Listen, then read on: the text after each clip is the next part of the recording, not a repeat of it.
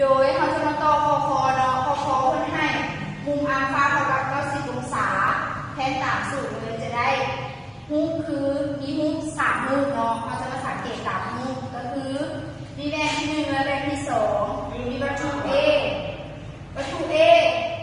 จากวัตถุ A กระทบใส่แบนที่1ตั้งศาสตร์แบนที่1เนาะจะเกิดเป็นมุม A1 แล้วจาก A1 เป็นแสงฮอดกระทบใส่